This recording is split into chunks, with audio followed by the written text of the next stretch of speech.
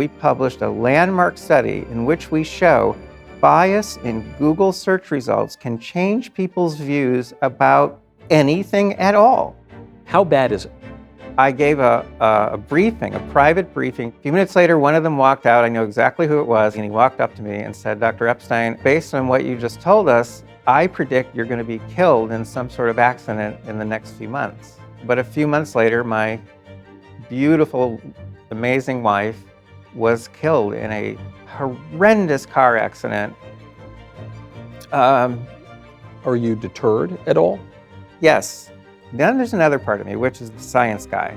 Every single thing we do is relevant to everything that's happening right now. Right. With the algorithms shifting the views of people who are undecided on some issue or other around the world by the billions. Now what? We are fucked, okay?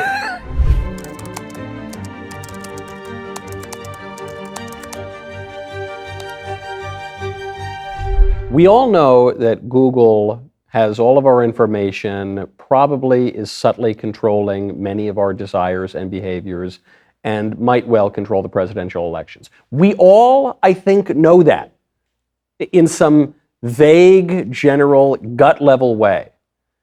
That's at least how I know it. But my guest today knows it with data, which is something that I think most of us lack. That would be Dr. Robert Epstein, who is the head of the American Institute for Behavioral Research and Technology, also the former editor-in-chief of Psychology Today, and holds a PhD from Harvard, but despite that, actually has had a great career and has aroused the ire of many, many powerful people, including the biggest corporation ever, Google. Dr. Epstein, thank you for being here. It's my pleasure. I want to get to so much. I actually want to get to some of your other areas of research because you are not just a guy who gives testimony and goes on interviews and talks about big tech. You are a very serious person with a very lengthy career and all sorts of credentials and publications. I do want to begin, though, with this Google elections question. How bad is it? It's much worse than you think. So however bad you think it is, it's much worse. So I can just give you two numbers, and maybe that will summarize it for you. Google alone, in this year's presidential election, if we don't do some extraordinary things to stop them, which might be impossible, Google alone will be able to shift between 6.4 million and 25.5 million votes in the presidential election, generally speaking, with no one having the slightest idea that they've been manipulated, and generally speaking, without leaving a paper trail for authorities to trace. So when you say 6 to 24 million, are you talking about does that include campaigns buying advertisements, say, which obviously could shift votes, but there would be a paper trail there, and that's kind of fair game? You can buy a TV ad or a... No, you're shaking your head, no. Right, because all the usual forms of influence are, as you just implied, they're competitive.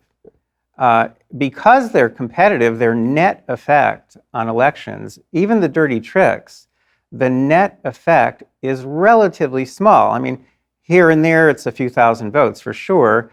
And yes, this year, the Dems might be doing ballot harvesting better than the Republicans are this year. But I actually saw Senator Daines give a talk about this issue, and he complained that we're not doing as good a job as the Dems on ballot harvesting.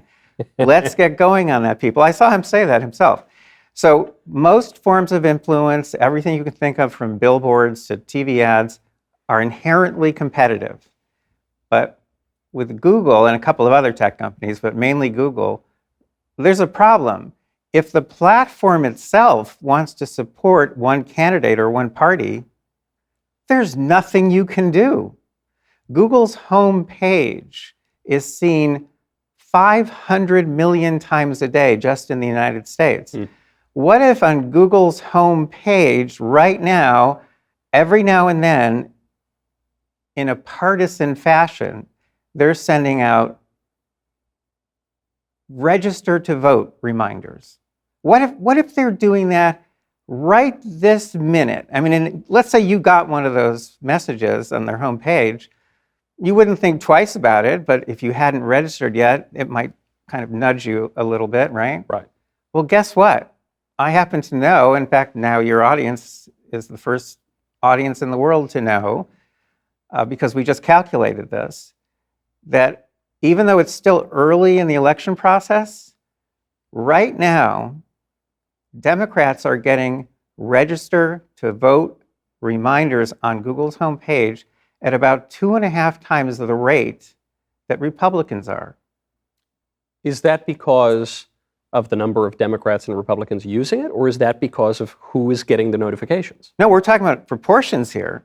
I'm saying that proportionally speaking, Yeah. I'm saying that Democrats are getting those reminders at 2.5 times the rate that Republicans are. Right now, that's happening. It almost makes me want to throw my hands in the air and say, this corporation is so powerful, they control everything.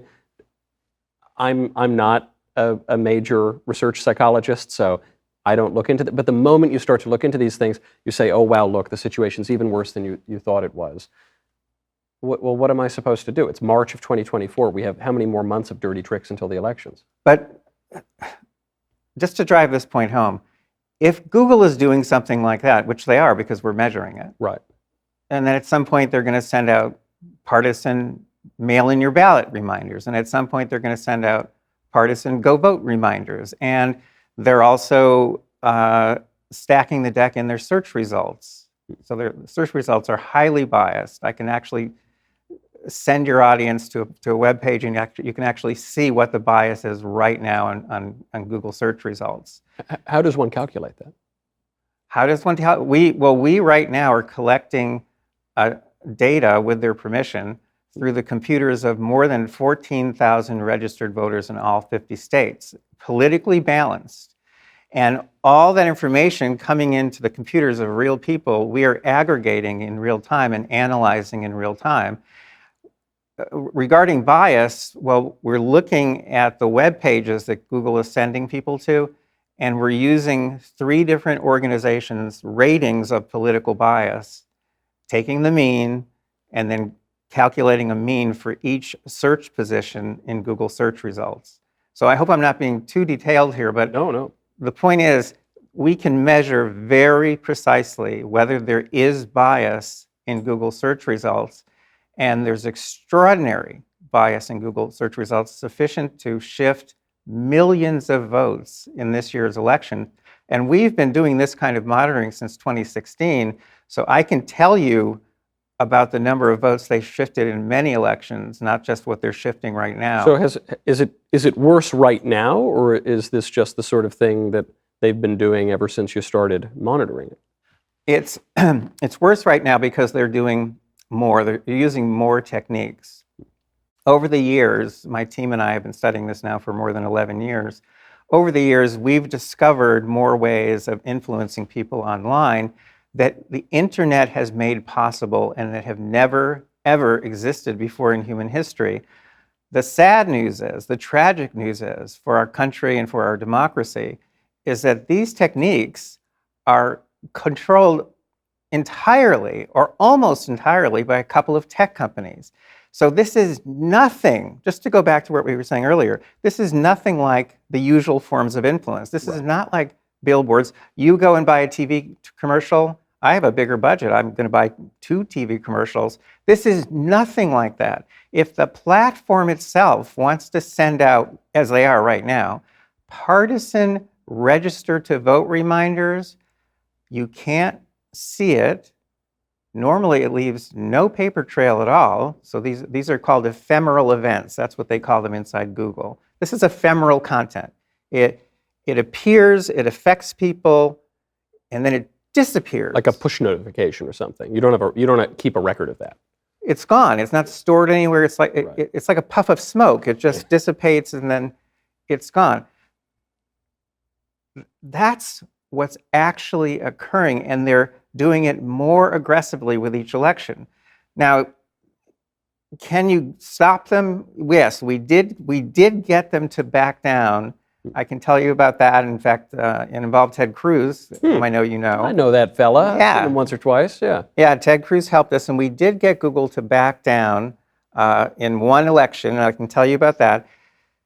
And given that we made that happen when we did, and I promise I will tell you about it, but given that we did that, that tells me that if we set up the right kind of system and it's on a large enough scale, we can get Google and the other companies to back down permanently, to literally just stay out of our elections, and perhaps even more important, stay away from our kids, because we started looking at that as well, looking at the content that they're sending to kids.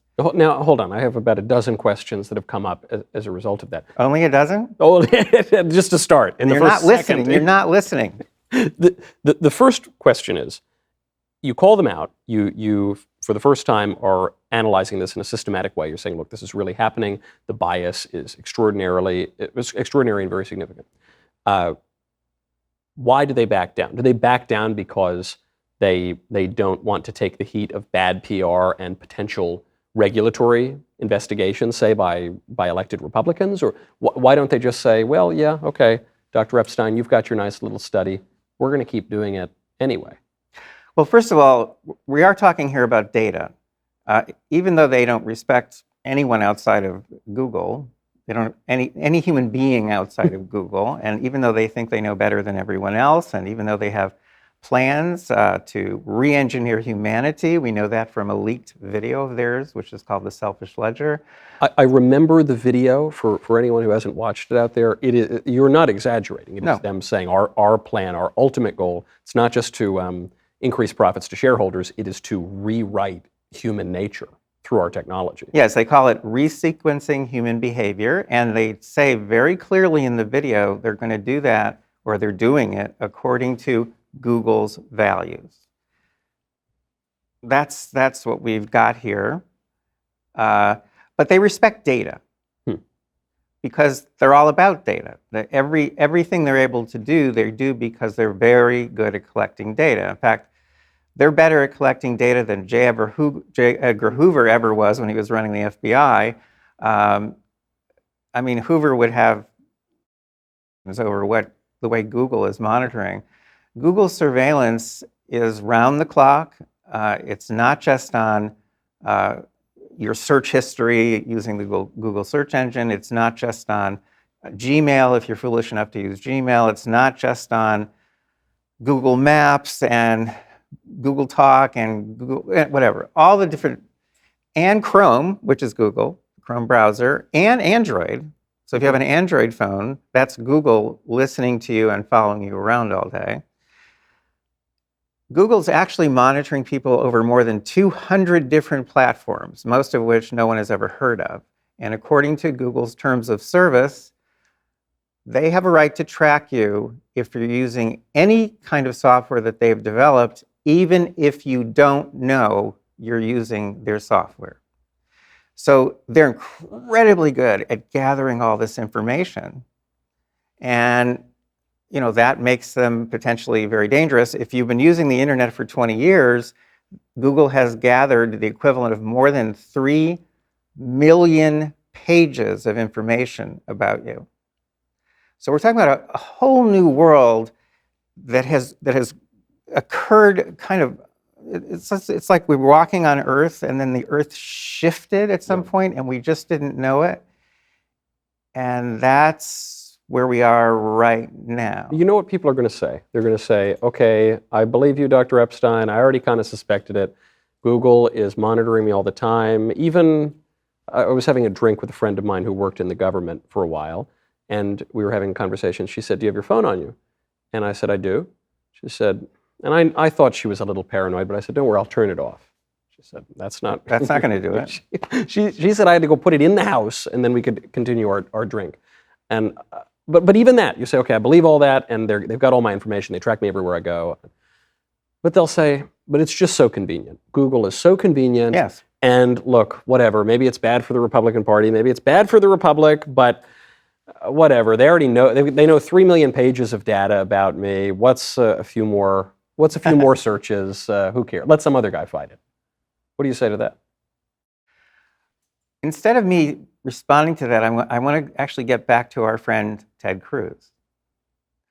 Because what we have learned to do is to monitor them the way they monitor us. We're surveilling them. We're collecting data that they are sending to real people. And by the way, that's the only way to see what they're really doing. You have to look over the shoulders of real people because all the content is personalized. You can't use an anonymized computer, as The Economist did in a study, as some folks at Stanford University did in a study. You can't use an anonymized computer because Google sees that as a bot. They see it as a non-person. They know it's not a real person because they don't have that huge pile of information. Because no real person would be anonymous. They would already have a kind of log or file if it were a real. So then, you're saying they would then manipulate the way that they treat? Well, all content is personalized, right? So if they're sending content to a non-person, guess what? It's unbiased. Right. So people have conducted silly studies saying Google's not biased against conservatives or anyone else because, look, we did this study with an anonymized computer and we're getting back clean data. Yes, that's right. That's true. In fact, I can demonstrate it for you. That's actually true. But who cares? That's not what the data we're getting. The data we're getting is personalized. So we are looking over the shoulders of a very large number of registered voters, and they're real people, and Google cannot identify them, and that's how you see what they're sending. Right. Now, I'm going to get back, I swear to God, to Ted Cruz. So we have been building bigger and bigger monitoring systems since 2016. In 2020, we had a pretty big system in place for the first time. So we actually captured 1.5 million ephemeral experiences, that's what Google calls them, right, on Google and other platforms. We were very, very rapidly analyzing our data. We were seeing very extreme political bias on Google, but not on Bing or Yahoo, and that's important for comparison purposes. And this time around, I thought, we're not going to wait till after the election. See, I was reluctant to reveal this, what we knew before the election, because I was afraid Donald Trump, whom I don't think that much of, I mean, I'm amazed by him, yes, but I don't think much of him, but I was afraid he would take our data, run to the Supreme Court, and shut down the country. right. But we had found such incriminating data in 2020 that a few days before the election, I contacted a reporter I knew at the New York Post. I said, here, I'm going to send you a bunch of stuff. Look at it. I said, you just had a front cover story on the Hunter Biden laptop. I said, this will be your next front cover story. This is about large-scale rigging of the current election. She was tremendously dubious, and then she looked at all the stuff I sent her, and she got the assignment. She wrote up the piece. She called me up. This is Friday before the Tuesday election. She read me parts of the piece. This was going to be front cover. It was fabulous because it was about rigging, but with real data, right, showing real data. So then her editor, as a matter of course, this is nothing unusual, called Google for comment. She called me up later that day and she said, I am so mad. She didn't use that word, she used another word. A little saucier word, yeah. And she said, well, New York journalist, so she said, your piece just got killed. I said, what? I said, you're the New York Post. You broke the Hunter. She said, yeah, but we get a lot of traffic from Google, which I looked up. At that time, they were getting about 45% of their traffic from Google. Now, if you try to look that up, you can't even look that up anymore. Google has made that information disappear. But the New York Post, it's true, at that time was getting a lot of their traffic from Google, so they could not afford to run the story. So I sent it off to Ted Cruz. And on November 5th, 2 days after the election, Ted Cruz, with 2 other senators, sent a very threatening letter to the CEO of Google. So this right after the election, saying, and it goes on and on about what Epstein has found.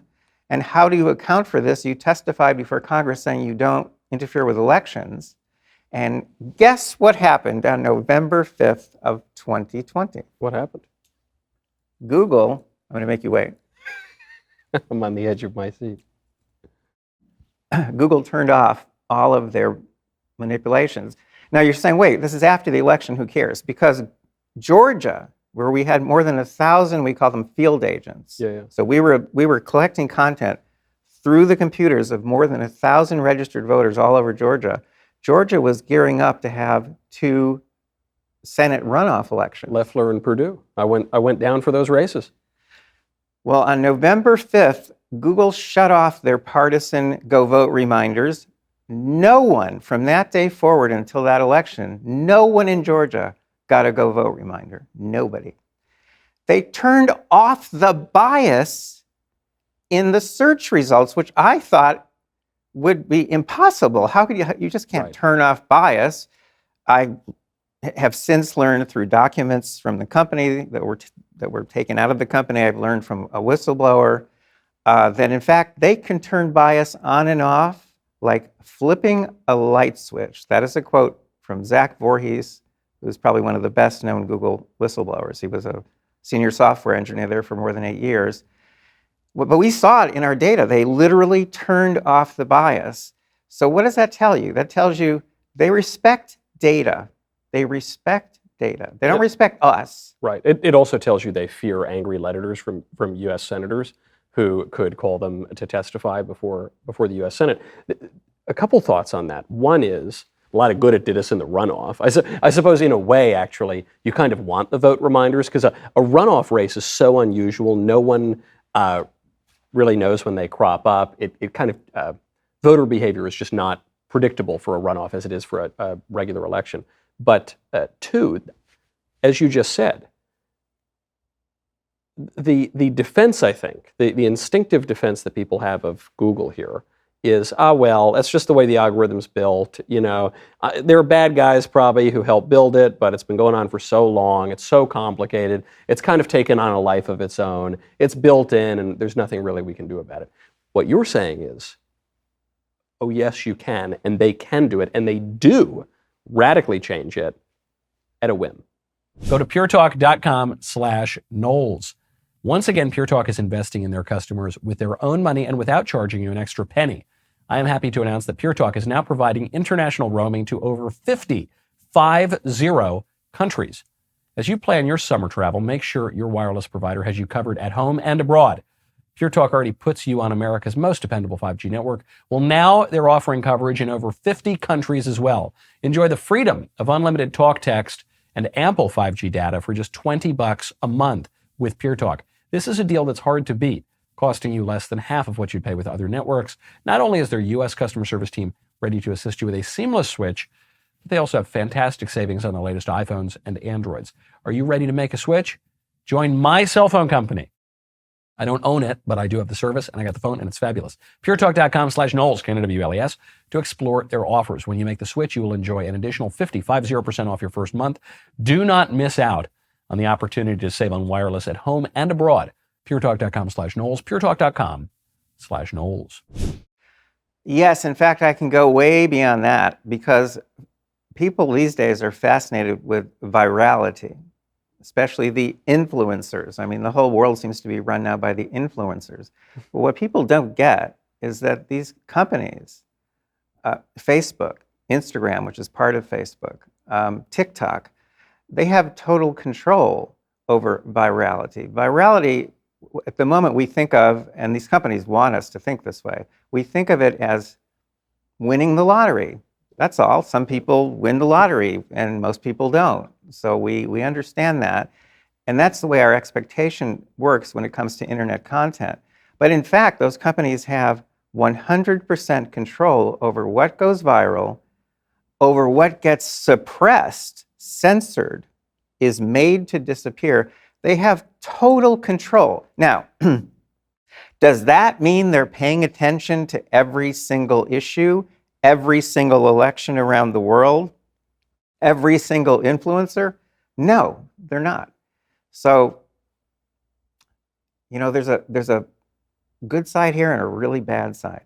So the good news is, well, they're not paying attention to all this stuff. They're paying attention to certain elections, like the 2024 presidential election, obviously.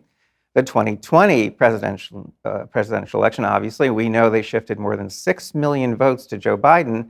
He won by, I think, something like 7 million, something or other. Take Google out of the 2020 election, the popular vote would have been very close. Trump in 2020 won 5 out of 13 states, swing states. If you factor Google out, which we know how to do now, Trump would have won 11 out of 13 swing states. So they pay attention sometimes to some things. Most of the time they don't. Well, that sounds like good news. No, that's not good news, because that means that we're left now with the algorithms that they programmed, and no one is paying attention to them. Some people call this algorithmic neglect. And those algorithms are deciding who wins that election in Uganda. Those algorithms are deciding what the best guitar brand is. Those algorithms are deciding, if you think about it, we're all a little bit uncertain about some things. We haven't made up our mind on every issue. Yep. We just published in one of the top journals in the world, it's called Plus One, a couple of days ago, we published a landmark study in which we show that bias in Google search results can change people's views about perhaps anything at all. That's what the new study shows. And this is brand new. All our previous work had always focused on elections. Now we've gone into the big world. So think about that. That means that the search engine, this wasn't intended, but the search engine, which was intended just to be a kind of index to what's on the internet, the search engine, without people's knowledge, is shifting the views of people who are undecided on some issue or other, which hotel to stay in, where to go on vacation. The search engine is changing people's views, easily pushing between 20 and 80% of people who are undecided on any issue. It's changing people's views around the world by the billions, with no one understanding that this is occurring, no one aware that they're being influenced in this way, and without leaving a paper trail for authorities to trace. And there are also two effects of this. The first being Google can impose its preferences on people, be they ideological or whatever. But then two, it consolidates the power for Google, because of course, if there are 2 hotels in a given area and I don't know anything about the area, I've never traveled there before, I'm going to Google it, and whatever Google tells me is the better hotel, that's probably the hotel I'm going to stay at. That's me. I have strong opinions. My job is to have strong opinions. And even I throw my hands in the air. I say, I've never been to Bangalore. Google, tell me which one to pick. Which means, as in the case of the New York Post killing a story because it might have upset Google, Google has a lot of power. And anyone who relies on a Google recommendation, a Google ad, Google traffic, is going to play ball. They're not going to criticize, and they will probably not promote or even suppress information that Google doesn't like, perhaps information published by one Dr. Robert Epstein. Perhaps. I wonder. Perhaps. But I'm trying to expand not just your thinking on this issue. I'm actually at the moment trying to expand my own thinking. Because I didn't realize when I was doing this latest set of experiments, I did not realize what it was we really had discovered. I just wanted to see whether we could shift people's thinking, opinions about various issues. We chose sexual orientation, fracking, general issues. And we tried to find people initially who didn't have strong opinions. Then we asked them how they felt about these things. Then we let them search on our Google simulator, which works exactly like Google does. It uses real search results. It sends people to real web pages. And so they have some period of time when they can search. And then after they do their search, we ask them all those questions again. Well, now how do you feel about sexual orientation and so on? And sure enough, we get these big shifts. We've been doing that for a dozen years, so we get these big shifts. But at first I was just thinking, oh, well, that's interesting. So you can do this on maybe any topic at all. And then I realized, no, wait a minute. That means that even if 99% of what people are doing online in which they use Google search at some point, maybe Google doesn't care about most of that stuff, maybe, but it doesn't matter. That's what I'm still trying to wrap my head around that. It doesn't matter whether Google employees care or not. The algorithm is going to push people. Right. And now that they're incorporating AI into that process, the AIs are going to be behind that pushing one way or the other. And they have no equal time rule. Of course. They can't have an equal time rule. That's the whole point of a search engine. It's going to put things into an order. Right. It's going to filter out, that's filtering and ordering. It's going to filter out all the stuff that's out there, which is a lot. So it's going to, narrow that down to a short list. Well, on what basis? And then it's going to take that short list and put it into an order. And that order is extremely influential, extremely. Like you, most people trust what's at the top. 50% of all clicks go to the top 2 items. 95% of all clicks go to the first page of search results. And it's only now dawning on me the implications that has, not just for elections, but for humanity. Right, for desire, for behavior, for anything. I will confess, when I have a question on moral, ethical, even practical, political kind of issue, and I don't have a strong opinion about it, even if I do, but I'm questioning my opinion, I will just figure out what St. Thomas Aquinas said about it. I will go to one of the early search engines known as the Summa Theologiae. There's this great theologian who wrote down the answer to pretty much every question, and I'll look it up, and 9 times out of 10, 99 times out of 100, if I disagree with St. Thomas, I'm probably just going to change my view and go with his. Now, at least in that case, I'm doing that very intentionally. I'm saying I trust this guy, I trust his intellectual and spiritual formation, and I think he's going to be more correct than some, Joe Blow on the street. I guess every day I do the same thing to Google, except it's totally unwitting.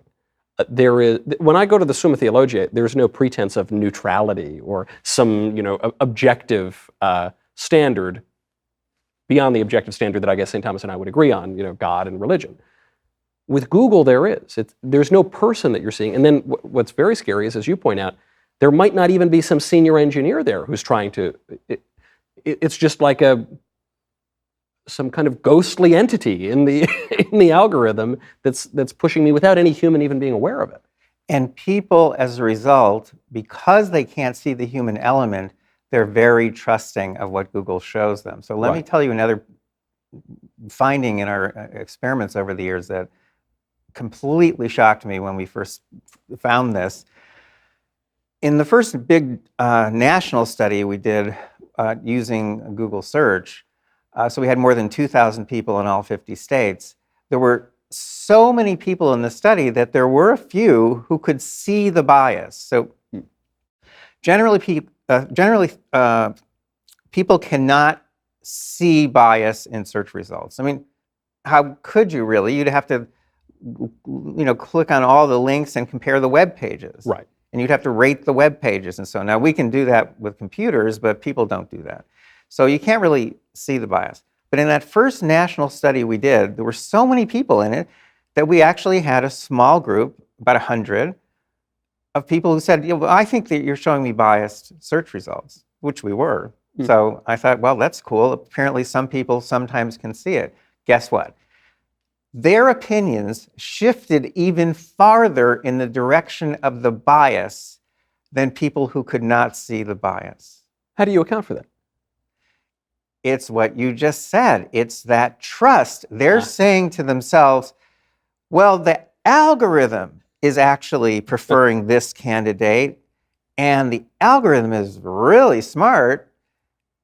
This must be the best candidate. I'm aware of the bias, but who am I to question the algorithm? But think how creepy that is, because it means that awareness of the bias doesn't protect you from the bias. If Right. anything, it makes you more vulnerable.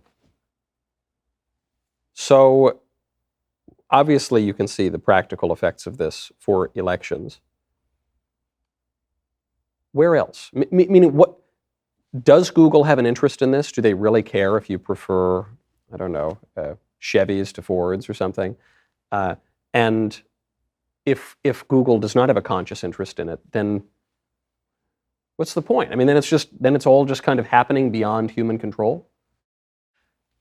I'm really, I struggle with a lot of these issues. Even the very first experiment we ever ran, I thought that biased search results could shift people's voting preferences by 2 or 3%. That was my guess. Yeah. First experiment we ever ran was not with college sophomores. It was with a representative sample of voters. And we got a shift of, I think, 43%, which I thought was a mistake. I'm a researcher. I'm not perfect. Sure. We make mistakes. I did not believe that number at all. So we ran it again. Oh, I have an NPR story I can tell you that fits in perfectly right here. In fact, I'm just going to squeeze it in. Okay.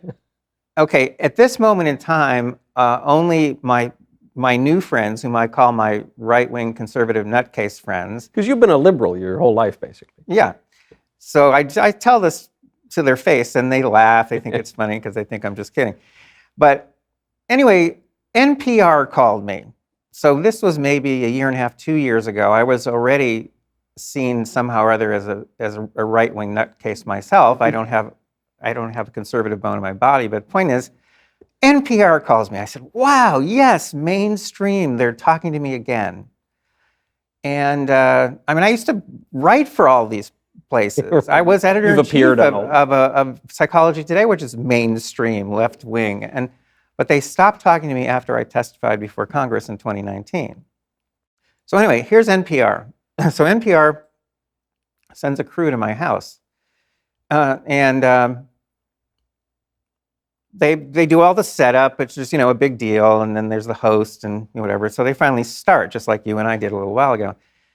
And this host starts out by saying, so, Dr. Epstein, I know that in one of the very first experiments you ever conducted on Google, you got some enormous shift, something like 43% shift due to the bias you thought in Google search results. And isn't that a bit hard to believe? So of course I'm realizing now, okay, they didn't come here to learn about my work. They came here to make fun of me. And discredit you. This is a hit piece. Yeah. So I replied, hard to believe? I said, no, absolutely not. In fact, it was completely unbelievable.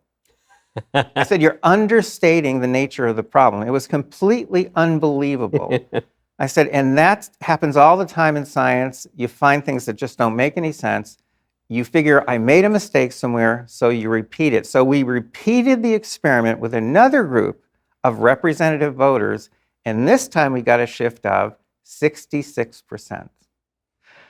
The poor guy, I felt so bad for him because I could just see his face drop. He was thinking, oh no, we're not going to get our hit piece here. Right.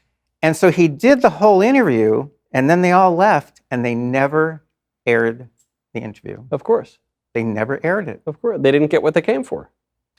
But what I'm trying to tell you is that I'm very skeptical about my work. I'm very skeptical about all these things I say. I'm skeptical about our discoveries. But we do what good scientists do. We replicate. We do variations. We talk to other teams, and other teams now have replicated what we call the search engine manipulation effect. So that's been replicated multiple times now. But all of this stuff, though, is so inherently disturbing, which is kind of what you're getting at. You're saying, okay, this is disturbing and creepy and probably has a lot of implications for a lot of things, not just elections. Well, what next? Well, I struggle with all of these issues. I struggle just being aware of what I'm aware of. I mean, until few minutes ago, you're the only person in the world, except for a couple of my staff, who knew that right now Google is sending out register to vote reminders to Democrats at about 2.5 times the rate they're sending those reminders to Republicans. I've never received such a reminder, and I guess I would not be the target audience for such a reminder. You're not the target audience. But what I'm saying is we're in an environment, this research environment, where not every single day, but very frequently, we're getting results on screens and we're going, what? Yeah. That's unbelievable. That is incredible. And I could entertain you for days, literally going through all the work we have in progress. We have 34 research projects in progress. We have, I think, 6 or 7 papers under review, 7 more papers being prepared. And this is all for scientific journals. In other words, this is not politics light. Right. This is serious science, adhering to very high standards. It's extremely difficult to publish in peer-reviewed journals, and we publish in some of the top journals in the world. It's very, very hard to do. So the problem here is what we're finding is disturbing and real and occurring on a massive scale, affecting more than 5 billion people around the world every day. Now what? Now what? So for you to say this is unprecedented, we've never seen this kind of psychological manipulation when it comes to elections without any kind of competition and no opportunity for the other side. Sure, I totally get it. And on top of that, it's ostensibly private. Google obviously has a lot of connections to the US government, but it's sort of private, so it's largely unaccountable. These are ephemeral events that we can't really get paper trails for, so you don't even know if it's happening. Sometimes when people raise the claims of election rigging, you'll hear immediately, well, produce the evidence. Whereas, well, in some cases, there just by design is no evidence, as you have proven, as you have found. So, okay, it's a new thing. Google's only been around for, 25 years or so. Okay, if we don't have any solutions for what to do before November, okay, I'll deal with it. But then what about the broader questions of social engineering beyond an election, the engineering of our very desires? The sort of stuff you're describing to me seems like a much more sophisticated version of what I recently heard from a journalist friend. She did an undercover sting on the big company. And she goes undercover and she's talking to these guys, senior staff members at the company. And the guys at the company say, well, look, we're always trying to expand market share. I'm paraphrasing, but in fact, I'm cleaning up their language a little bit. They say, we're always trying to expand market share. And so what we'll do is, if someone searches for a certain kind of porn, we'll slip in some themes that they weren't searching for. And then we'll try to convert that customer to the new website or the new studio or whatever. And this is them admitting this on camera. And from a purely capitalist perspective, I understand that. You could probably shed light on the psychology of how that could even be possible. But then, okay, forget about elections. I guess that principle would hold true to everything, that our very desires, which constitute so much of our identity, are now just fair game, totally vulnerable in a way they never have been before to 1 or 2 players. Yeah, so that's another problem, is that these techniques that we've been discovering, naming, and quantifying, they're in the hands of a couple of tech lords, I guess you could say. Just a couple of people have pretty much total control over all this new technology. So that now we're talking about a very different world. This is not just a Mussolini or a Stasi or something like that operating in one country. This is a couple of tech execs who are not accountable to the public. We did not elect them. They're very secretive, and they have this kind of power over, at the moment, more than 5 billion people around the world, and they know they have this power. Okay, how do I know that? Well, in recent years, long after I started this research, by the way, in recent years, a bunch of whistleblowers have turned up from Facebook and Google and the former Twitter, now X, and documents have turned up. Voorhees walked out of Google with more than 950 pages of documents and a video. That little 2-minute video is so eye-opening. It's a staff meeting, and obviously someone was recording this on a phone. And there is the CEO of YouTube, also one of Google's first employees. YouTube is owned by Google, and she is explaining to everyone, and there's a screen behind her, and she's pointing to the images. She's explaining to her staff how they're altering the recommender algorithm on YouTube that finds all these suggestions for you, and if you don't do anything, it'll just play the one at the top, the up next video. Right. And she's explaining how this is post 2016 debacle. She's explaining how they're altering the algorithm so that it's boosting certain content that they think is good, and it's suppressing content that they think is bad. And she's got this big up arrow and a big down arrow, and she's pointing to the arrows. And I'm thinking, oh my God, they're doing what we do in our experiments. In our experiments on YouTube, we do the same thing. We are pushing up some content, pushing down some content, and then seeing how that affects opinions and voting preferences. Wow, does it shift people who are undecided? It has an enormous shift. And she is telling on a video, on a stolen video, but she's telling people that, yeah, they're working on that right now. Here's another little leak. 2018, emails leaked from Google to the Wall Street Journal. In the email conversation, Google employees are discussing how can we use ephemeral experiences. So you thought I made up that term. No. How can we use ephemeral experiences to change people's views about Trump's travel ban? My head was spinning. I'm thinking, wait, they use that language in the company? In other words, they actually know that they're doing these things? Right. So there's so much has happened in recent years, the leaks, the whistleblowers, that unfortunately what I've been reminded now over and over again is that all this stuff that I've been speculating about, it's real. Right. So you know, and they know you know, and you know they know that you know. Mm. So presumably, if we're talking about the most powerful people basically ever in the history of the world, there could be significant reprisals for you. You mentioned that the story that you had given to the New York Post got killed, but I imagine there have been others. Well, my wife. I heard that your wife died, which I'm very sorry to hear. I don't know, I either heard it come up in a clip or something that you'd interviewed. What happened exactly? Summer 2019. Everyone thinks 2020 was a bad year. Yeah. Because of COVID. Okay, for me, it was 2019. 2019 is when I was asked to testify before Congress the first time.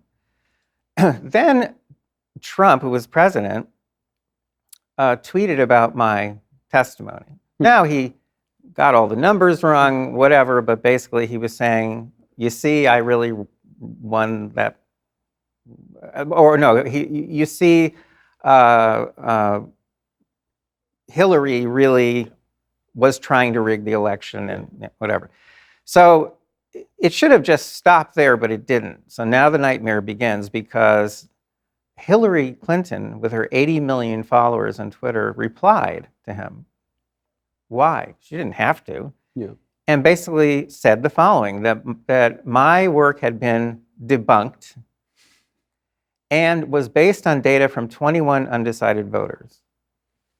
Now, where did these ideas come from? Why did she reply in the first place? It sounded to me like someone from Google had called her up and said, you should reply, and here's what you should say. Could that actually happen? Well, who was Hillary Clinton's biggest supporter in 2016? Right. Financially, it was Google. At this point, by the way, you're a Democrat, right? I'm a left-leaning independent. I don't believe in parties. I'm with the founding fathers, Yeah. Thomas Jefferson, George Washington, John Adams. Washington warned that parties would tear our country apart. They would get some Americans to mistreat other Americans. Wow, was he right? Thomas Jefferson said, if the only way I could get to heaven would be to join a party, I wouldn't go. So, But even so, 2019, at the very least, you would say you're not a Trump supporter. oh, no, not at all, not at all. I'm actually friends with members of his family, believe it or not, and one of whom happens to be in Tennessee right this minute, hoping maybe we can get together. But point is, no, I'm not a Trump supporter, and Hillary did that thing to me, and that got picked up by the New York Times and 100 other mainstream publications, and I got cut off. That same summer, I gave a briefing, a private briefing to a bunch of AGs. It was led by Ken Paxton of Texas, and I did my thing. I just told them what our findings were, and they were very, very concerned. I went out in the hall and waited. A few minutes later, one of them walked out. I know exactly who it was, and he's still an AG, and he walked up to me and said, Dr. Epstein, I don't mean to scare you. He said, but based on what you just told us, I predict you're going to be killed in some sort of accident in the next few months. Was it sort of a yuck, yuck, ha, ha kind of, buddy, no, it wasn't. Oh, no, he was dead serious, and he walked away. And I thought, that was unnecessary. I mean, wow, what. And of course, I wasn't killed because I'm still here. But a few months later, my beautiful, amazing wife was killed in a horrendous car accident. She's driving her little black pickup truck, somehow loses control, getting onto the freeway. I talked to a woman who was in the car behind her, so I'm trying to understand what happened. She got broadsided by a tractor-trailer truck towing 2 loads of cement. Her little pickup truck that I had bought for her literally crushed. She did not die immediately. I was with her during those last 4 days. My head was against her chest. I heard her last heartbeat. I heard her last breath. And now, okay, that's 2019.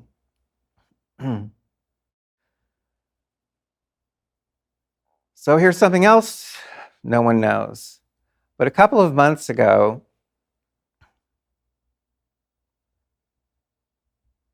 the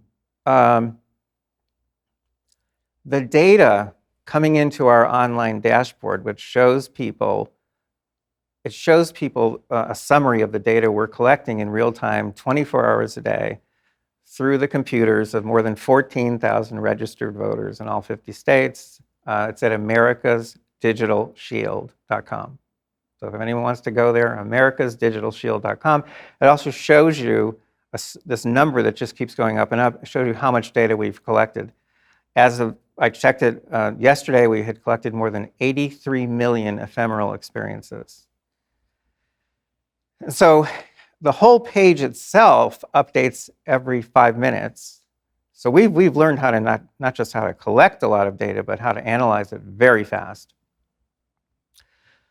But a couple of months ago, I happened to be checking the site, and there it was. This website was there, but there were no numbers. All the way through the site, there's supposed to be numbers and graphs, and there were no numbers and graphs. I figured it's at night. I figured, who am I going to call? So I tried reaching our head tech person. That didn't work. I tried reaching another tech person. He said he'll try to look into it. Then I thought, okay, I've got to call my son. So I called my son. So I have 3 sons, and I'm not going to say which one, but I called my son. And he said, Dad, don't worry, I'll run over to the special office. So there's a special office we have, which I've never even been to, and I don't know where it is, where some of the things happen that we do, because we have to take precautions, obviously. Right.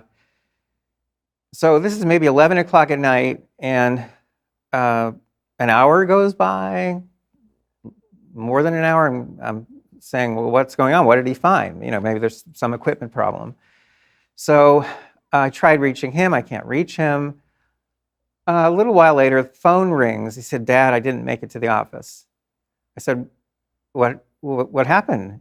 He said, well, I got broadsided by a black vehicle, which then drove away. He said, my car is totaled. He said, but don't worry, I'm okay. And he said, but I'm not going to be able to get to the office. I just thought you should know.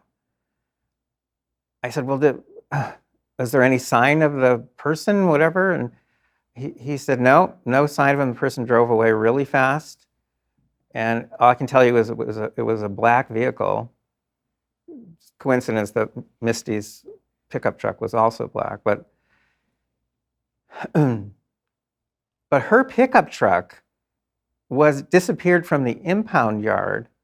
It was never examined forensically, and I was told it was brought somewhere to Mexico. First of all, terribly sorry to hear of all of this. Oh, there's more. This has been going on for years. Because when you first mentioned it, this awful, tragedy with your wife, I first thought, well, it's awful, and what are the odds that an attorney general would say that, and then that would happen almost exactly on the time scale. But maybe it's just a coincidence. But then you had the story with your son, same kind of thing. Then you had what did they do? They just sold off the car, gave away the car. Apparently. Wouldn't you own the car? Wouldn't I? 2 years ago, my superb managing director, superb, wonderful, amazing person, married to an extremely handsome man who I was always very jealous of. And they're walking downtown San Diego Saturday afternoon at 2 p.m. And out of the crowd, a man runs up to them, pulls a knife, and slits her husband's face from his ear down to his mouth, and then looks at her and laughs and runs away. She lasted another 2 or 3 months before she quit, and I don't blame her. Right. I do not blame her. Oh, yes, these are all probably coincidences. Part of me means that sincerely. I know I didn't sound sincere, but it could be, I guess. They all could just be coincidences, of course. But there are other things too. I mean, and then you've got to think about it. You've got to think about it from a business perspective. I had a guy. I had a billionaire businessman who I was trying to hit him up for money to support our research. Yeah. I failed. But he actually said straight out, he said, if I were Google, he said, I would take care of you, is the way he put it. Right. He's from Brooklyn, and so he said it in a certain way, He said, I would take care of you. And he didn't even flinch. Here's the problem. The problem is that my team and we're the only group in the world that is literally studying day and night all of these new techniques of manipulation, and that has developed a system to monitor these companies. Why isn't this happening at 100 universities? Right. I suppose you also pose a threat in that one way that powerful political actors can suppress criticism or investigations is to just marginalize the people who are conducting them. But you really can't be marginalized because you've had such a long and public career in the mainstream as a say left liberal, center left kind of figure on NPR and all, with the Harvard degree, the head of psychology today. So it would be, I'm not saying it's impossible, but it would be very, very difficult for them to totally fringe you out. So then what can they do? They could scare me. Right. They have scared me. Well, assuming they've had any involvement in any of these things, they have scared me. And I had a reporter from D.C. He told me he was doing a piece on my work. I could tell he was legitimately interested. And then a couple days later, he called and said, "I need to tell you something." He said, I called Google for comment. He said, "I spoke with a woman who I believe is the head of their PR department." He said, "I don't know that for sure." He said, "And she screamed at me." He said, "That's very unprofessional. I have never seen that happen before." He said, "And I'm going to tell you two things. Number one, you have their attention. Number two, if I were you, I would take precautions." Probably good advice. Are you deterred at all? I like to think that if I were in your shoes, I wouldn't be deterred. It's hard to answer that question because I'm certainly disturbed. Right. I've been disturbed by these things, which continue to happen. I miss Misty. I've been completely alone now since her death. And I wouldn't want to put anyone else in her position. So I think I'm going to stay alone, and I don't like that. I worry for my staff. One staff person asked me to remove his name from a manuscript and from our website. He continued working. So there's that part of me, yes. Then there's another part of me, which is the science guy, the geek. Okay, I love doing this work. I love making these discoveries. I mean, I love the process. I love the fact that we find something out. I love these amazing numbers. We just got some new numbers, by the way, a few days ago on a whole new series of experiments I could tell you about. But the point is, I love that. Yeah. I love that moment of anticipation before I click enter and see what numbers are going to pop up. I love that because you just don't know. It's like a box of chocolates. So I love that. And Google, and to a lesser extent the other tech companies, have given me a new research area, which is so exciting because every single thing we do is relevant to everything that's happening right now. Right. Usually that doesn't happen when you're doing basic science, but it's happening.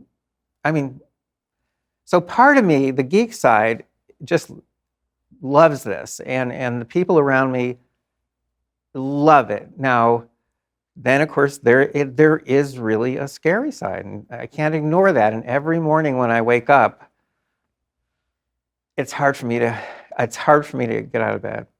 Of course.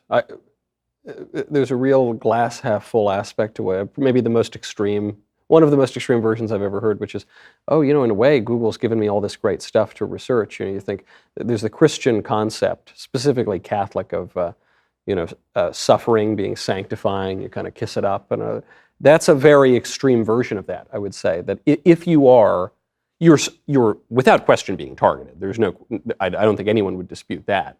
And if some of the coincidental suffering that you've dealt with since you testified publicly, if that is in any way connected to Google, I suppose that's quite a healthy way of looking at it. To say, well, I'm suffering, but this is the hand I'm dealt, and here's the opportunity that I have, and I'll make the best of it. You mentioned some other numbers that just came in. Does that pertain to the elections, or to Google, or to? Or it pertains to everything. That's that famous line from Gary Oldman, in Leon, the Professional. Yeah. Everyone. So yes, these new numbers we just got, they pertain to everyone. This is an effect we call MEE, the multiple exposure effect. here and there, now and then, I get some legitimate criticism from people with science backgrounds. Usually not. And that's why we're able to publish in top journals. But one of the criticisms, which is legitimate, is, look, when you do your experiment, you're only doing it, with one opportunity that someone has to look at some biased search results. Meaning you can't replicate it or something? Or? Oh, no, we can replicate it. Others have replicated it. But what they're saying is, you don't know how long those new opinions are going to last. Right. This could be a very, very temporary phenomenon. And that's true. So I always have to say that in my scientific reports, and it's absolutely true. So we started at some point studying what we call the multiple exposure effect. Because in the real world, if Google's going to show people some biased content, and maybe they're actually paying attention and they're really trying to shift some opinions, they don't hit people just once. Right. In fact, in the weeks or months before an election, they might hit people dozens, hundreds of times with similarly biased content.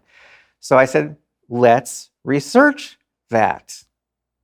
So we have been running experiments now for past couple of years in which we start out with a certain kind of manipulation on a certain platform. We have a perfect Twitter simulator. We have a perfect YouTube simulator. We can simulate all these environments. So they see the biased content. We measure the shift, but then they're not done, because now we show them more content on that platform that's similarly biased. And then we ask them those questions again to see if there's more of a shift. Right. And then we do it again. So what happens if people are exposed repeatedly to similarly biased content? We first did it on our Google simulator. We found, wow, we get this percent, then we get this percent, then we get this percent. I'm going to skip over that because I want to get to the latest.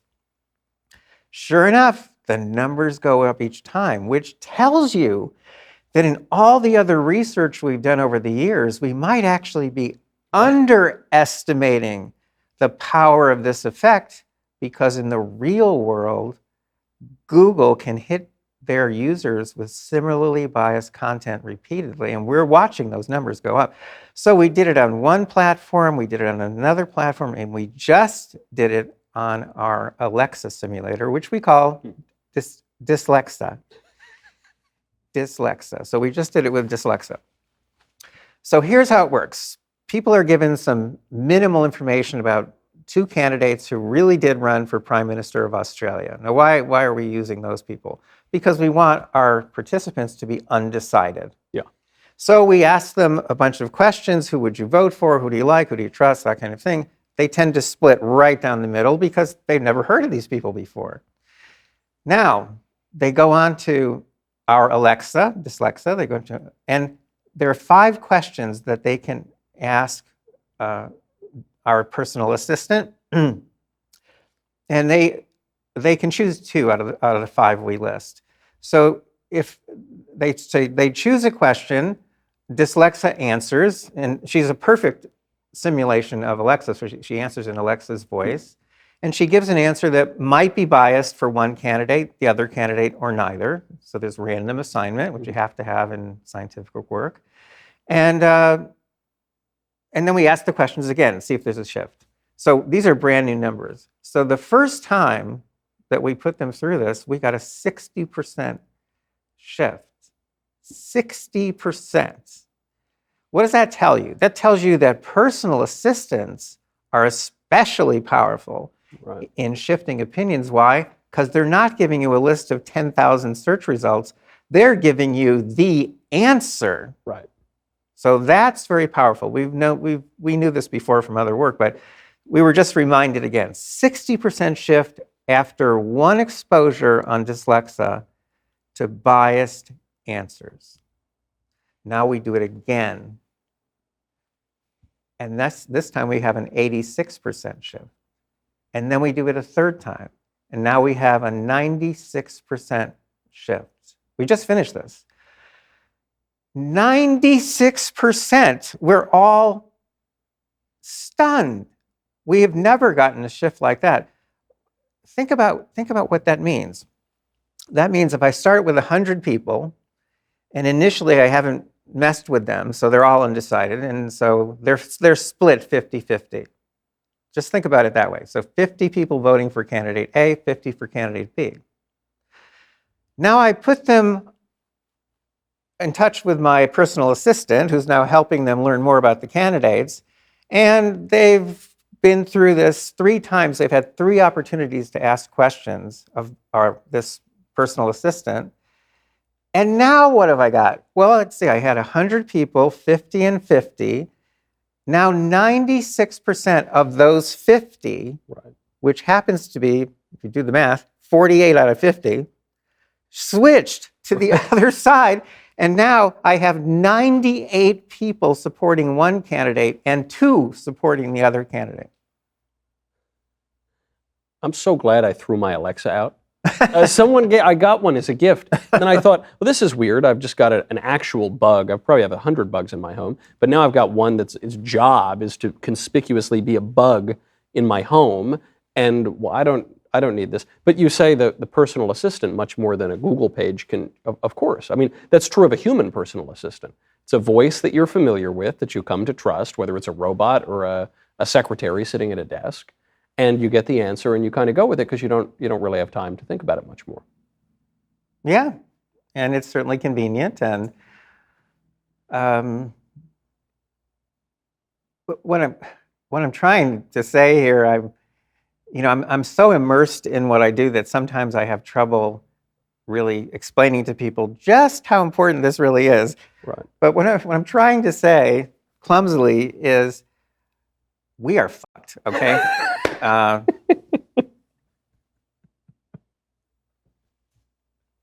This is right. This is not like a regular network, right? I can say you can say whatever you like. Okay, we are fucked. I mean, I know more about that than anyone in the world, and I don't like being that person. I can tell you that. Right. I don't like. I don't like that responsibility and that pressure. But we are. I'm telling you that what has happened, the earth has shifted. It has shifted under our feet, and no one seems to be aware except a handful of people.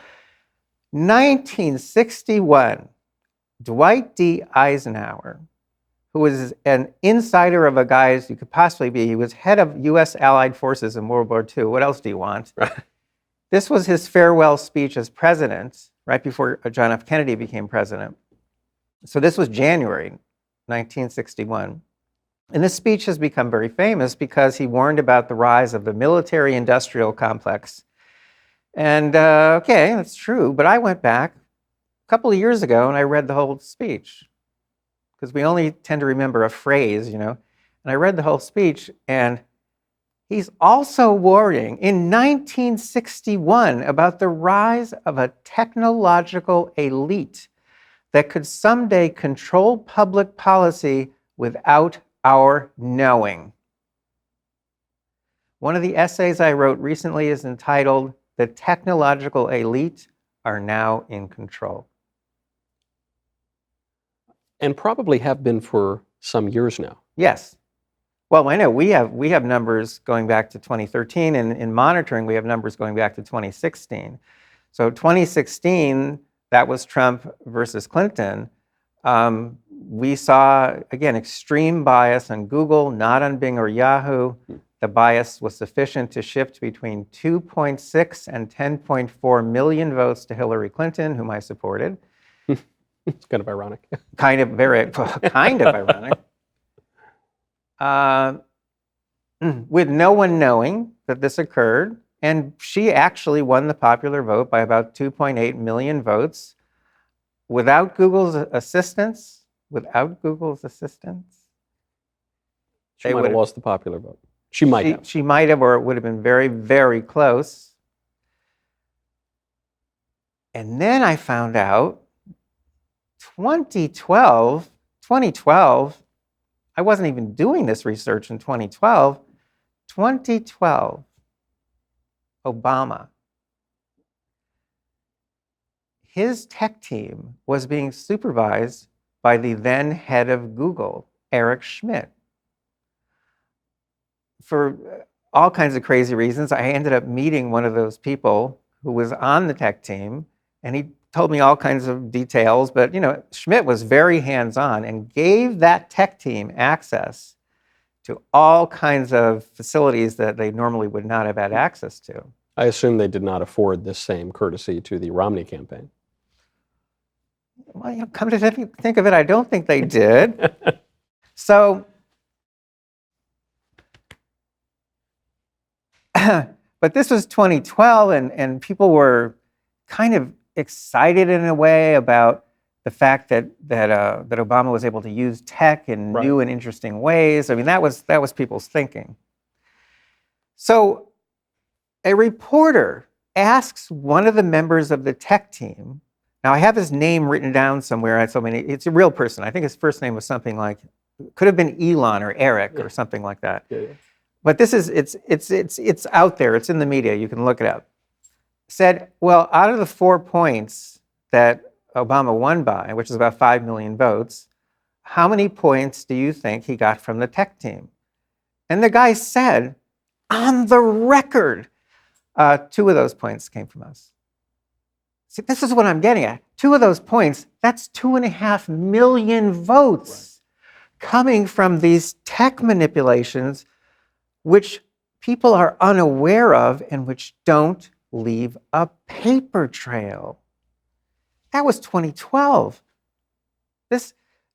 We're talking about a problem that has been around a long time, that has gotten bigger. These companies have gotten more and more powerful, and the more powerful they get, the harder it's going to be to stop them. Even before the new technology, political regimes shift. They shift throughout history. I'm not the first to make this observation. Polybius probably gets most credit for it, but a lot of political observers have noticed it. And that's not particularly interesting. What is maybe more relevant for our purposes is people don't really notice right away when the shifts happen. We lag a little bit behind. We think we're in the old regime, but actually the playing field has totally changed. What you're describing obviously represents such a shift. And I think a lot of people are beginning to intuit that a little bit. They might not know exactly why, but there's even the way people talk, they say, our government feels less like a democracy. It feels a little more like an oligarchy, say, or this technocracy. We've seen it growing up over several decades now even. It just doesn't feel like the America that I grew up in. Yes, of course. And what has been the big shift over the last 20, 25 years? Sure, it's changing views on social policies or whatever. Obviously, the biggest shift has been the technology, which comes down to rock solid, hard power. So I'll clean it up for the children's, out there in the audience. We're screwed. I'm glad you mentioned children, though, because we've really been struggling with how do we get bipartisan support for the work we do. And for years and years and years, I've said I want to do these experiments with kids. Well, it turns out, for ethical reasons and because of government regulations, it's very, very difficult to do that. So we're still not doing that, but we've come up with an alternative. So if you go to americasdigitalshield.com, you'll see near the top of the page, you'll see a whole section, Childhood at Risk, because we're not only preserving content from registered voters. Well, it turns out a lot of those voters have kids. We have gotten permission from, I think, almost 3,000 of those parents to pull content from their kids' devices. Now, I have to be very clear here that when we transmit data, it's transmitted without any identifying information. We preserve people's privacy, period. When the Nielsen company is looking over the shoulders of television viewers to get the Nielsen ratings, okay, I don't know if they protect the identities of those families, but they have to, in some sense, protect the identities of those families. They have to, obviously. All I'm saying is that we not only have permission, we go to great lengths to protect the privacy of these people. But the point is, we're now pulling in content from the devices that kids use. And if you go to America's Digital Shield, you will see examples not just of images from YouTube videos that kids are actually seeing, because we're pulling them from their devices. Right. These are coming from videos that have been recommended by YouTube to kids. Most of the content is fine, but every now and then you're going to find extremely violent, gory, horrible content, and every now and then you are going to find extremely sexually explicit content, and then some content that's just kind of in between and a little creepy, like this woman holding up a sign that says, "I love penis." I would say that's sufficiently explicit to warrant concern. It's being fed for your children. Yeah. So we're trying to get the attention. We're trying to get more attention. We're trying to get people to understand what has happened. Yeah. What is happening now? Now, I had a call last week from someone from one of the big conservative think tanks. I'm not going to say which one, but they are very influential. And he said, because I had done a little presentation for them last year, he said, we've been talking about it. We think that the world, at least in the United States, the world really needs to know what you're doing. We think there needs to be a kind of megaphone behind your work. And he said, are you game? Will you work with us? And I said, well, I'm not a conservative. I don't, he said, I supported Hillary before she defamed me. Yeah. Exactly, destroyed me. Yeah. He said, don't worry. He said, we're not gonna label you to be anything other than what you are.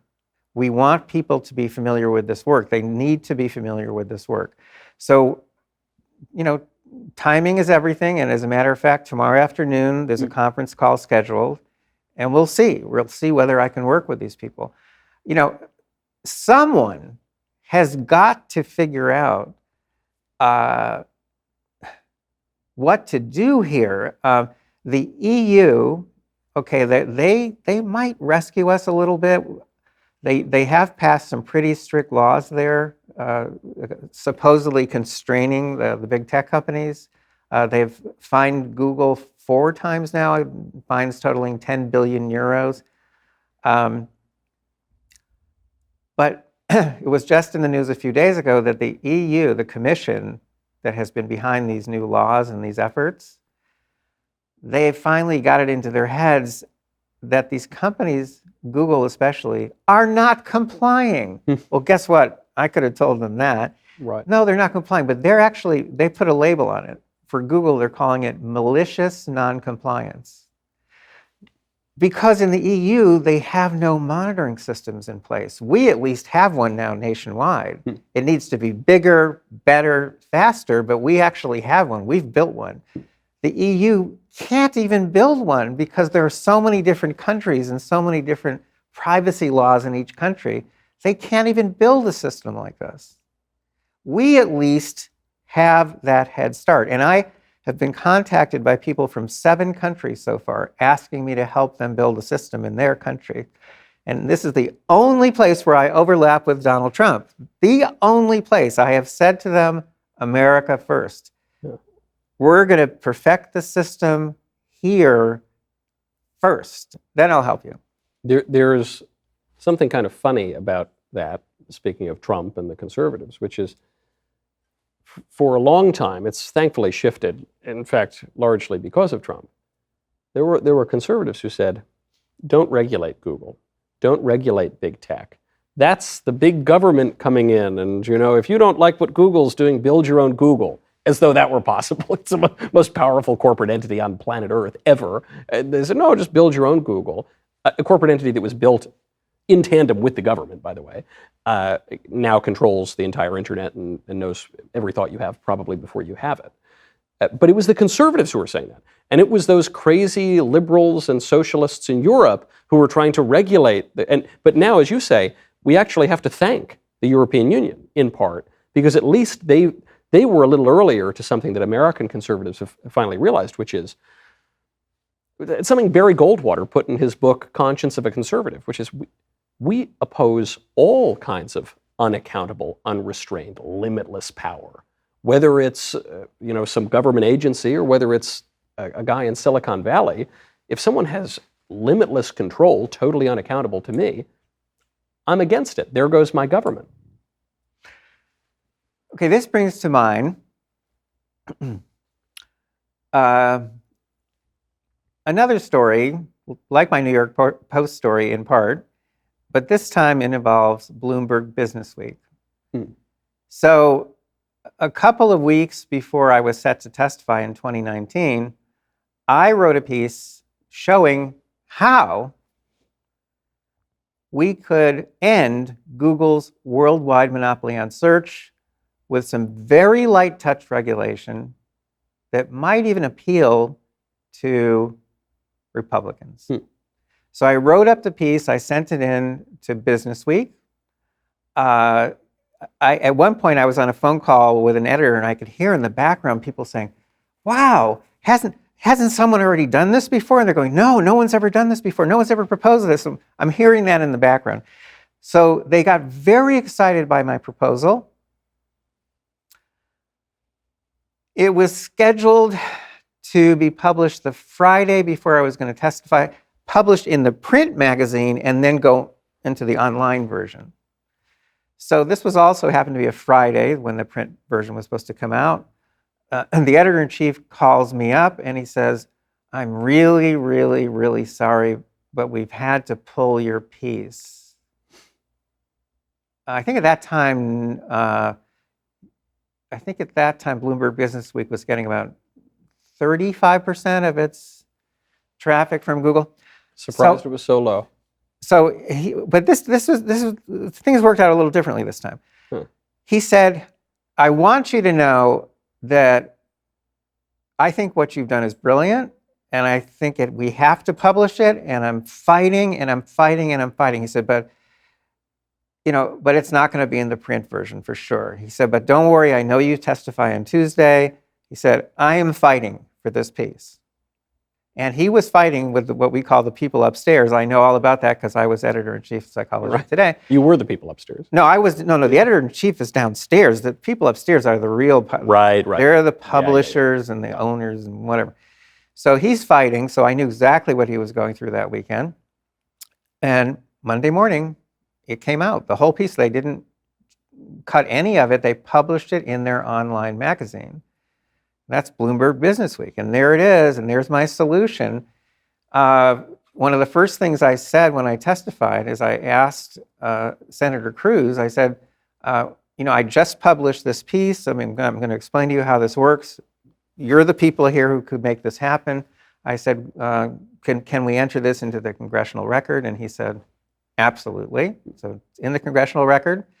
What is it? It's very simple. All we have to do is declare Google's index, which is the database they use to generate search results, to declare that to be a public commons. Which it obviously ought to be. Well, it obviously is. It is it's become a necessity for life. Yeah. It's like air, it's like water, it's like gasoline. It's like all the other areas where the government regulates, sometimes very heavy-handedly. This is obvious that it should be a public commons. Now, there's a special reason, though, in this case, why it should be a public commons, and that's because it's all stolen.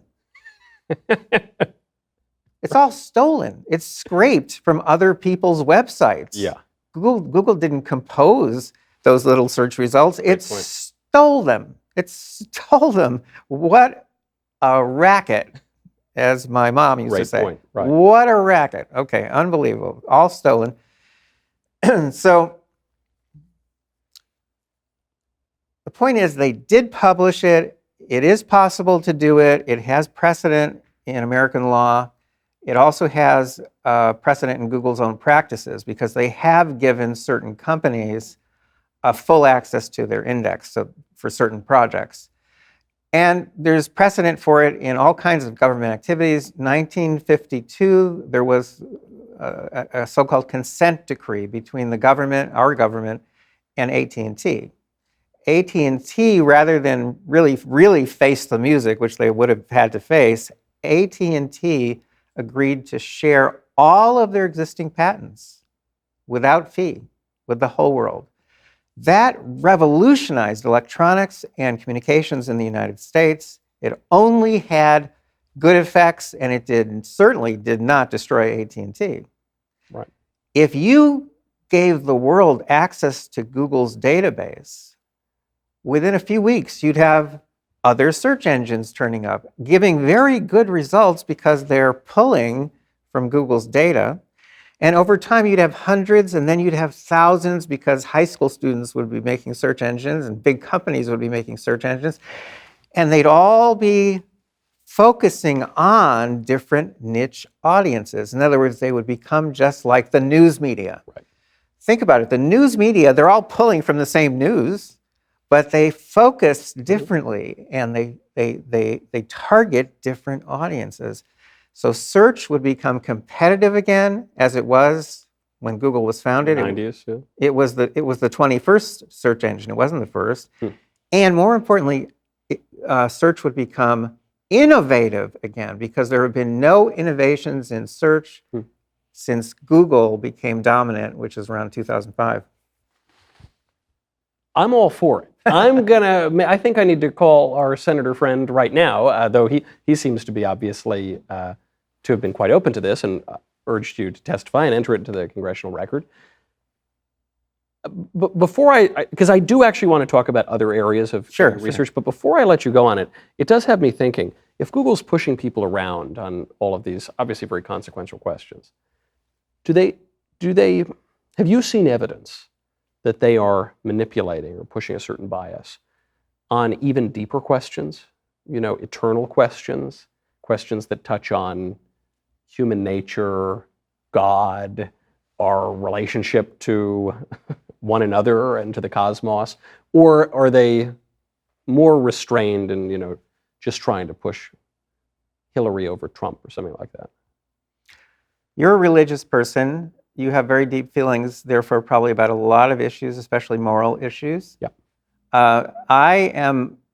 I wouldn't say at the moment too actively religious, but when I was young, I almost became a rabbi. Wow. Yes, I did. And I even spent quite a while in an Orthodox yeshiva in Jerusalem. So think about what an easier life you would have had. You wouldn't have to deal with all this trouble. Yeah. I don't want to think about that. Right. So you're asking a very, very important question, which is, we know that Google can influence people who are undecided. In other words, people who are, when it comes to especially moral issues, people who are reflective, people who are conflicted, right? So now we're in the room, with the priest or the minister, and those kinds of words are popping into people's heads. And the short answer to your question is yes. Anything that you and I probably could agree is a significant issue that humans worry about, Google cares about those issues too. And programmers inevitably, invariably program their own biases into their programs. This has been studied by other experts, but this is called unconscious bias sometimes. Right. Programs just reflect what's inside the programmer. I've been programming since I was a teenager. Programs reflect what's in the programmer.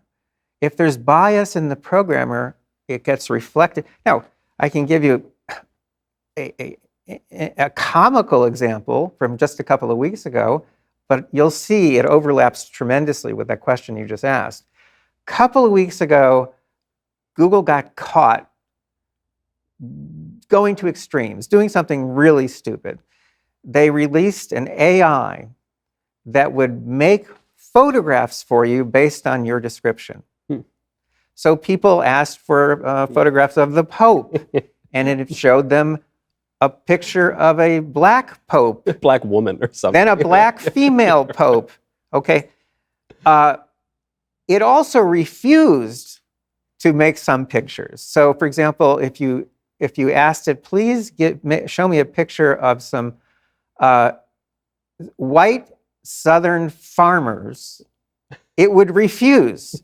It would say, well, I can't do that, but I can show you a picture of a diverse set of farmers in the South. Best I can do is a black factory worker in the North. Well, that's not what I asked. Okay, fine. All right. So the short answer to your question is yes. In fact, I'll even say, since it's kind of appropriate and a little funny, but not too funny, hell yes. Hell yes. All of these issues that you and I think of as profoundly important issues, there are people at Google who think of them the same way, and they want the world thinking the way they do. It's a very homogeneous culture, extremely homogeneous. Right. 95% of their donations go to Democrats. They're hiring people who look like they look. Yeah. And they have this power. Now, they also have to go with the power what, in fact, in a religious context would be called hubris. They have this extreme arrogance that basically tells them they can do anything. And why do they have that crazy arrogance? Where does this hubris come from? It comes from us. It is from us because we keep clicking on all their stuff. It comes from us because our leaders have not passed any laws or regulations that put any constraints on them whatsoever.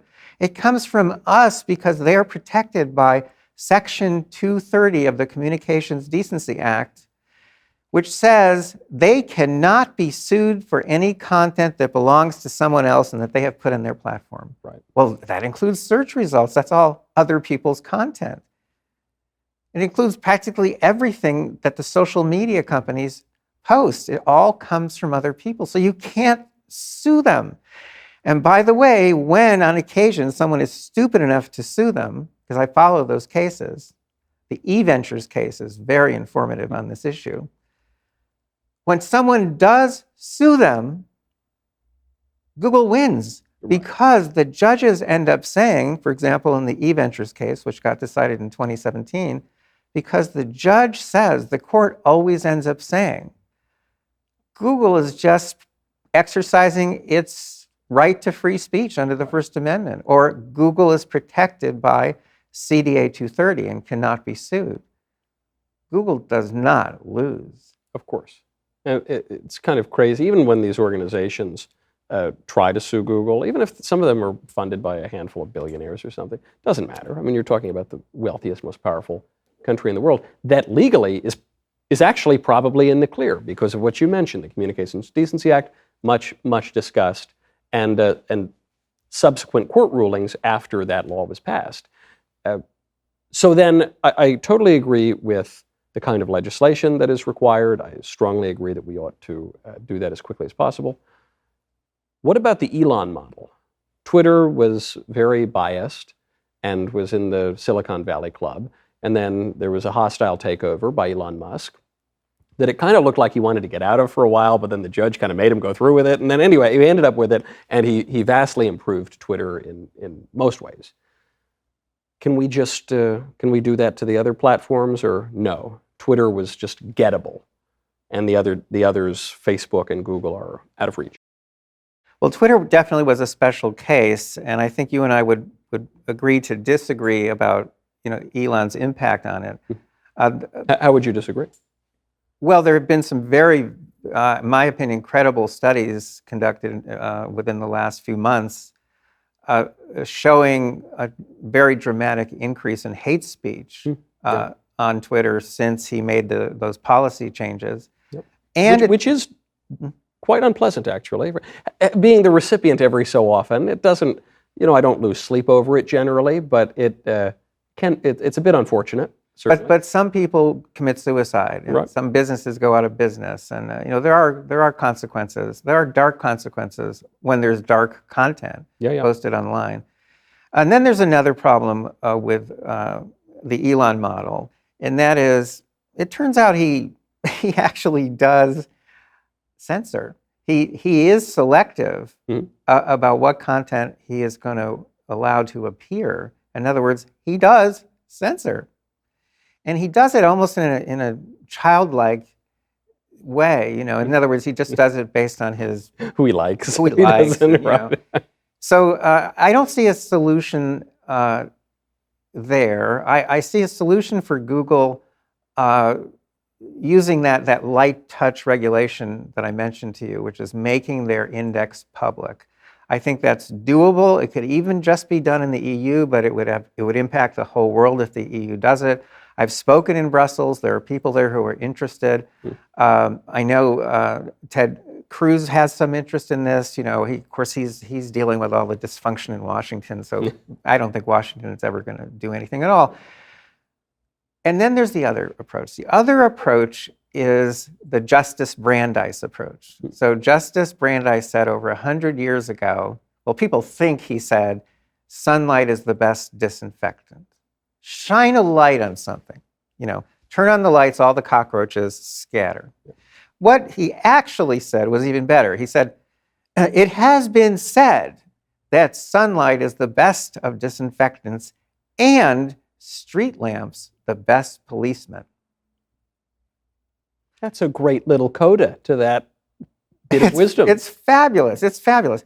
And that's what we're doing. That's what we're building. We're building this giant light that's shining down on these companies, and it is showing you what content they are showing real people 24 hours a day. And it's no longer ephemeral because we're archiving it. Right. So you can go back in time and find out all kinds of stuff you didn't even know they were doing.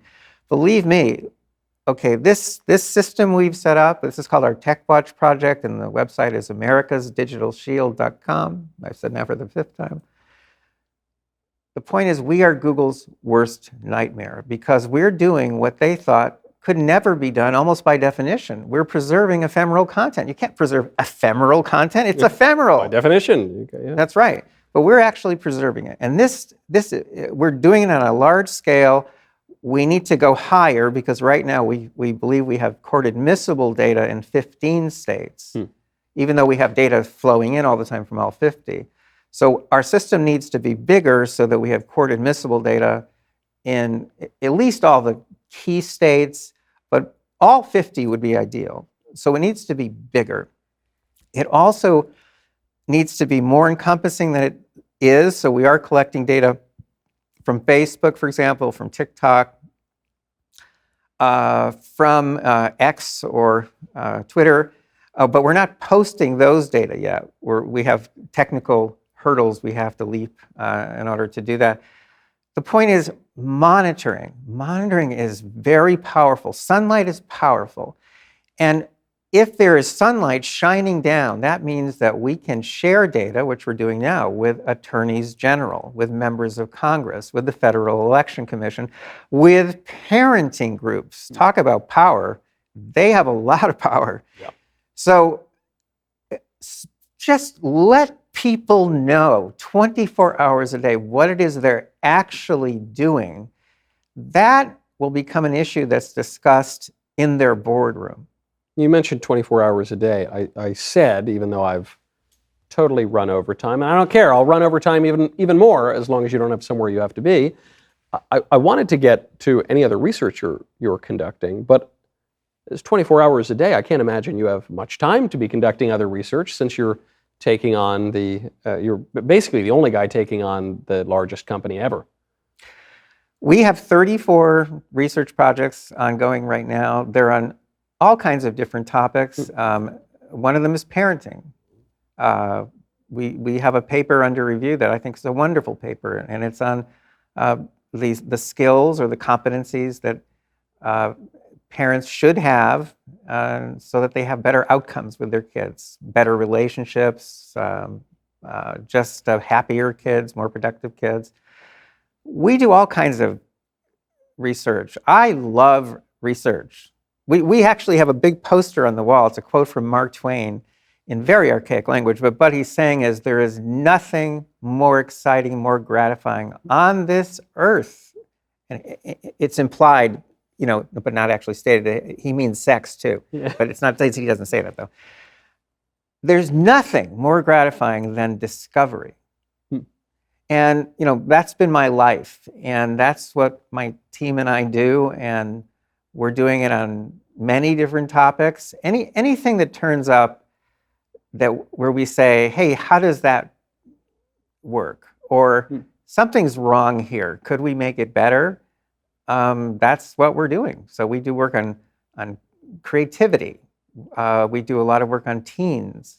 I actually published a book that was cited by the U.S. Supreme Court in an opinion co-written by Scalia. It has a front cover endorsement from Newt Gingrich.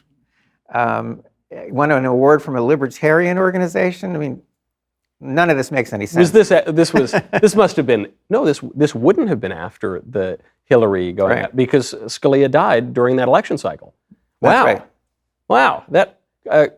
Could I ask about that research? What so impressed Scalia and all the rest of them? Because this work, it's also solid research that I spent many years on. I'm still working on. This research shows that the teen problems that we have in this country, and we do have teen problems. They're not imaginary. They're real. So half of the teens in the United States are actually diagnosable under what are called DSM guidelines. DSM's the manual that therapists use. So yeah, we have problems. We have bad relationships sometimes within families between teens and parents, adversarial relationships. We have a fairly high teen pregnancy rate. It's come down a little bit, but it's still very high. High teen drug use, etc. So I explain in this book that this is not universal. The drug companies want us to think it is, and so they're selling us drugs to fix the broken teen brain. Everyone knows there's a broken teen brain. Actually, there's no such thing. That's made up. If you look around the world, there are more than 100 cultures in which there is no teen turmoil at all. If you look at anthropological research, you'll find that there are certain cultures, like the Inuit Indians in northern Alaska, which I was just visiting recently, where before Western culture comes in, there's no teen problems at all. I mean, zero. Teens get along with each other, they get along with adults, they work side by side with adults. You bring in Western-style education, Western-style media. Within 10 years, the Inuit Indians had to open their first police station. They never even had a police force. They had to open their first police station just because of dealing with teen problems. So in this book, I'm explaining historically, anthropologically, psychologically, I'm explaining that we have created this tumultuous period of life. It's not natural. It's not natural in human history. It's not in the Bible. There's one story about some young people who made fun of a prophet's bald head. That's true. And then he had them eaten by bears. Fair enough. Fair enough. But there's nothing else in the Bible like that. Young people are treated with great respect, and sometimes they become kings, and sometimes they do great deeds, David versus Goliath, etc. There's no period of life like adolescence in the Bible. So this is what this book is about. And it was originally called The Case Against Adolescence. I later did a different version of it with another title, but it got cited in 2010 by the Supreme Court. And Newt Gingrich loved it, and lots of other people who I respect. Did it make a difference? Are we now treating teens differently? No, we're still infantilizing them. We're clustering them all together like cattle. Together. That's insane. Teens are the last people on earth who should be learning from other teens.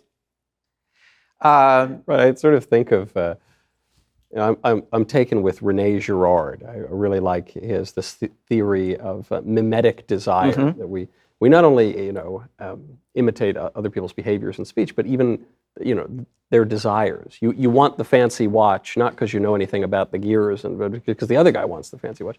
You think about if you keep teenagers in a broader community where things are kind of stable and they have role models where they can emulate those desires, they'll probably be like the pre-Western Inuit and be relatively well-behaved people. But if you throw these bags of hormones together and you inject a healthy dose of Western media, which invented the very notion of teen culture, it's not going to turn out very well when they start imitating each other's desires, probably. Exactly right. Now, people, you don't have to buy the book because Michael has just summarized the whole there it is. I owe you some extra royalties, I think. And now, I'm not going to let you go because I'm going to tell you about one other research area that I think will really blow you away. Okay. I was working with Trump's coronavirus task force in 2020. Which explains why I have not just an American flag, but this is a White House staff American flag. I had never even seen that. If you zoom in, you'll actually see. This is White House staff, so there's a White House on there. And the reason why I had that, because I was working with the coronavirus task force, because I had proposed a solution to the coronavirus problem in March of 2020. Man, I said it on Tucker Carlson's show. I was in Glenn Beck's show. Glenn said this is genius. I hope the president goes for it, et cetera. Tucker loved it. It's called the Carrier Separation Plan. This was taken seriously by the task force. Remember, this is still early 2020. There aren't very many people who actually have the virus. Oh. And here's the general idea. Trump announces on a certain day, in fact, I think the day was chosen was something like September 16th, which was the 400th anniversary of the day the Mayflower set sail for America. I could have the date slightly wrong. Yes, yeah, it sounds, I actually, though I look Italian, I have some WASP ancestors who were on that ship, and a cigar company named for the Mayflower, which I can hand you one afterward. Wow. A very important tie-in. So anyway, I'm very dialed into the Mayflower, 400th anniversary. Okay, I'm not going to let you forget about the cigar. So the point is, a speech was written for Trump. This was serious. Yep. He was going to announce it in the summer. And and here's the plan. He's announcing that on that day, National Testing Day, me, Melania, the kids, all the members of Congress, my friend, what's her face, that strange-looking woman, Kanye West and Kim Kardashian. Kim Kardashian. Yeah. We're all going to test. And in the weeks before that, we're going to mail hundreds of millions of these little test devices to every household in America. No, they don't go up your nose. They're not uncomfortable. There's no risk. The brain scrapers, as we used to call them. Right. Horrible, horrible. And we're all going to test together on this day. And then those of you who test positive, and by the way, the test device at that time was in fact doable. Yeah. Would it have been highly accurate? No, doesn't matter, it turns out. So the point is, we're all going to test, and the ones who test positive, you have to go into quarantine, but not for 6 months, just for a few weeks until your body kills the virus. If you don't have a place to go, well, then we'll have to violate your privacy because you can contact us and we'll give you a place. If you need to be paid, we'll violate your privacy. But if you want to hold on to your privacy, just go quarantine for a few weeks. And that same day, we reopen society, no lockdowns, churches, businesses, everything reopens that day because the rest of us tested negative. Now, it turns out, from an epidemiological standpoint, if you separate the carriers, or just most of the carriers, the virus can't spread. Right. It can spread. It can still spread a little bit, but it spreads much, much more slowly. And so every single day, more people are recovering than are becoming infected. And that means that after a few weeks or a few months at most, you've eradicated the pathogen. You've eradicated the virus from the population. I published in 2020, I think, 6 articles on this, like in the Epoch Times and places like that, places that I thought Trump would care about. I contacted the people I know in his family. They were thrilled. They were thinking, wow, he'll go down in history. He'll save America. He'll save the world. Everyone will imitate this. and I mean, it's a serious thing. In early 2021, I published a mathematical model in a very prestigious peer-reviewed journal. That's called Frontiers in Public Health. Yep. This is serious Yeah, yeah. stuff, serious plan. And then what happened? Summer of 2020, I hear from my contact on the task force that President Trump decided to put all the resources into the vaccine because he got it into his head, and this did not come from Fauci, but somehow or other he got it into his head that he could push the system so hard that he could get the vaccine out before the election, and that would guarantee him the win. And that was the end of it. July 15th, I got that letter saying, sorry, we're not going to go with your plan. If they'd gone with that plan, not only would Trump have been a big hero, he would have saved more than 600,000 American lives. Right. And he might well have been reelected. Because I'm not even from the popularity of it, just the excuse to continue the lockdowns was what changed a lot of the voting rules, in some cases illegally and unconstitutionally. Wow. That's a distressing alternative history. Here's my my White House staff pen. I can. This was a real thing, and I had a very bad 2019, as I told you. My 2020 was also horrible because I felt like I had something really valuable to offer. We're still working on this now. We're actually going to be doing a clinical trial of this technique. It's called CSP, Carrier Separation Plan. If you go to carrierseparationplan.com, you can actually read the peer-reviewed piece that has the mathematical model. It's common sense, and this plan in various forms has been used around the world, sometimes in just a town, sometimes in a building. Right. This really works. You test everyone. The carriers quarantine for a short time. Everyone else goes back to work, school, and church. If only we had done it. That could have turned out a lot nicer. Well, I think this plan probably will be used in the future, fighting epidemics and pandemics.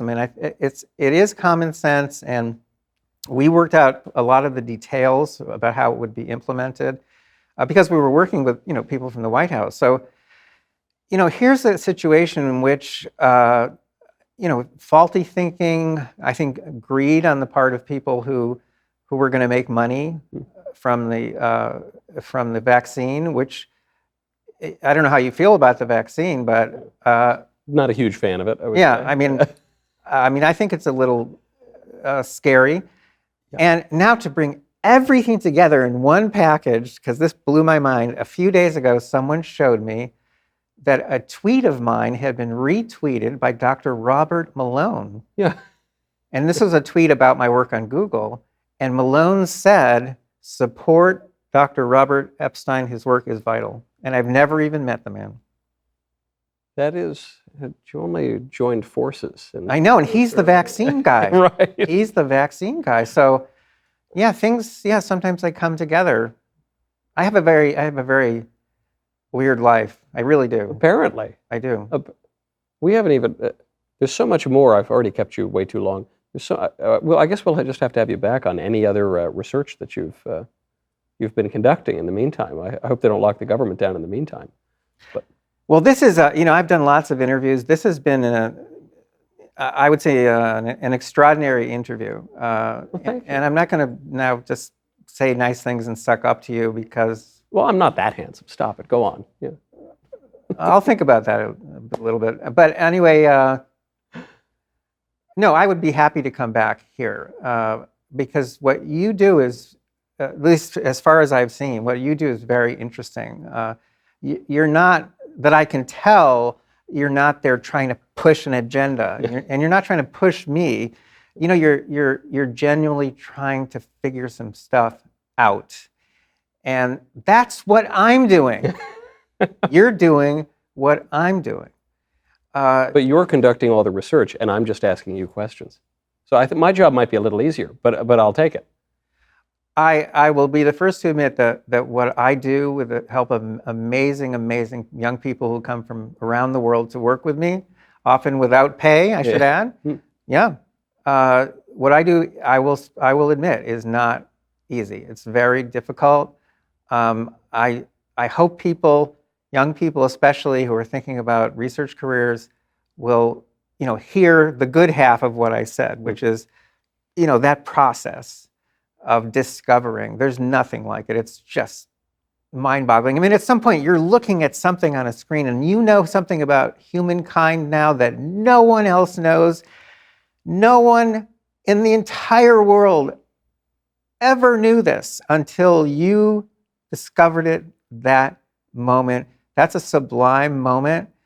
But unfortunately, doing research on Google, I'm not going to say it was a mistake, and I'm not going to stop doing what I'm doing, but it's been really hard.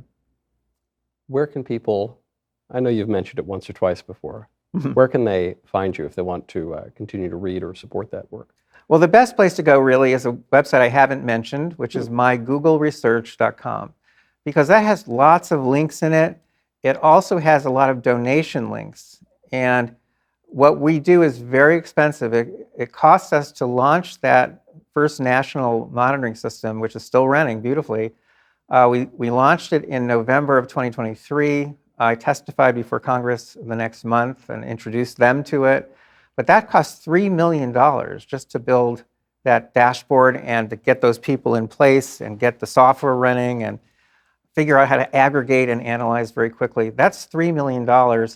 We pay these wonderful people who let us monitor through their computers a token fee of $25 a month. That's it. But do the math. When you've got 10,000 of them, that's $250,000 a month. So we are asking people now to sponsor, we call them watchdogs. Sponsor a watchdog. If you go to feedthewatchdogs.com, feedthewatchdogs.com, you can sign up and you can pledge $25 a month and you will be supporting one of these amazing people. And what we're doing is unprecedented. What we're doing is extremely important, and it depends on people's support. It depends on wonderful people being brave. And that's where we are. And the fact that you're helping me get the word out means... My pleasure. I want to support all of the URLs. I think that's where I want my donations to go, all the various URLs. Dr. Epstein, thank you so much for coming in. Sure, my pleasure.